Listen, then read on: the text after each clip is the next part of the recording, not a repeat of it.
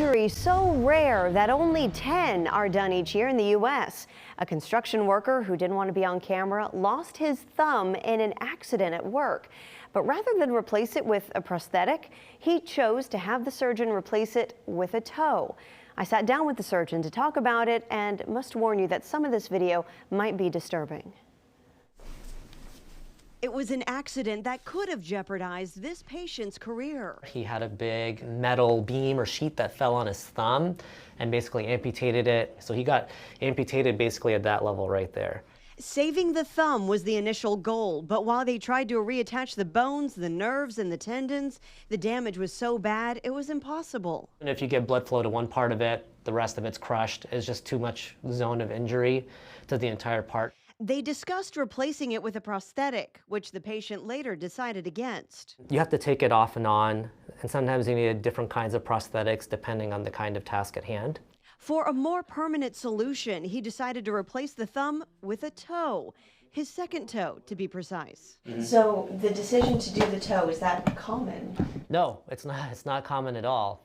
It is common, however, in other places of the world. Wow. Dr. Nigam, who had done a hand fellowship, had performed a similar procedure in his training, but this time it was his patient. The process, truly amazing. You're transferring one bone to another bone to try to get them to heal together. But we hook up an artery and a vein, so it comes with its own blood supply. So it's trying to grow into the body as much as the body's trying to grow into it, which is kind of cool. The thumb is really the most complex of all fingers just because it can move in so many more ways than the others. But your thumb has flexion, extension at the joints, opposition. It's not just hooking up the nerves and the arteries and the veins, but actually setting the bone in the right spot. He also wove the tendons in a special way to make the tension a bit tighter and stronger. Dr. Nigam still can't get over the details he's had to consider during surgery. A decision you're making in 2 minutes that could affect somebody for the rest of their life. Surgery took 9 hours and went without a hitch. This Thursday will be 4 weeks post-op.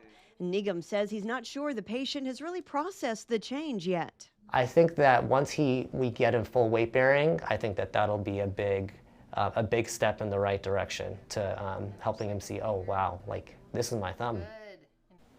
According to the doctor, the stitches will come out in 4 to 6 weeks, and then the patient will be able to put their full weight on their foot. In the meantime, they started the patient on aggressive therapy, and movement so far in the new thumb is looking good.